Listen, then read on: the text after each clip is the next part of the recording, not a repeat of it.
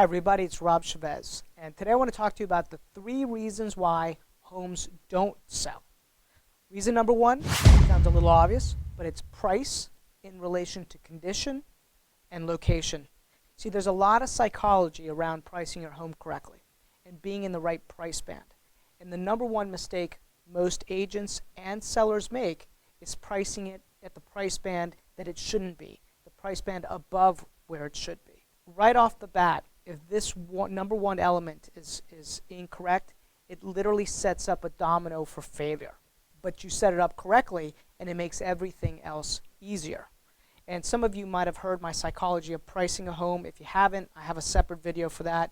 I want you guys to really refer to that and understand the psychology of that.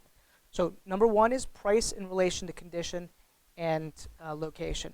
And specifically, what a seller needs to understand is that the seller has a job to do, and the agent has a job to do when it comes to pricing. The seller has to be able to digest all the information that the agent has provided them, and then the agent has to make sure that they get it in the right price band to make sure that they create the most exposure possible. So the second reason why a house doesn't sell is communication, or should I say poor communication. When a house goes on the market essentially really tells us what it's worth. People will go to the house, and an agent and a seller have to listen to the feedback that they're getting. See, if 14 people go through the house and there's no offer, what the marketplace is telling us is that it's priced well, but it's still overpriced.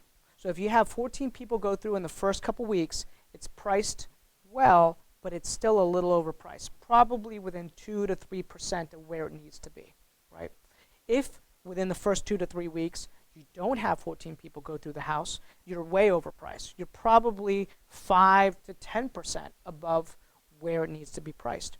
So communicating this, the market communicates this, and the agent needs to communicate this fact to their seller. And then the seller needs to be able to digest that information and understand that they don't make the market and the agent doesn't make the market. Our job is to interpret the market and adjust accordingly. Now, the third reason why a house doesn't sell is because of poor marketing. You see, you could put it in the MLS, but that's just one little sliver of what needs to happen. The MLS will feed it out to the big boys like Zillow and Trulia and Realtor.com. But there are hundreds of other sites that it needs to syndicate to, and more importantly, the agents have to get the word out to other agents in the local market, especially the top producing agents. So having a database of other top producing agents is a very, very important critical piece of any successful agent's marketing strategy. An additional strategy that whichever agent you choose has to have is they have to have a database of thousands of consumers, of buyers that are waiting for the right house to purchase. So for instance, we have a buyer in waiting program with thousands of buyers that are looking for properties in our specific marketplace every single day.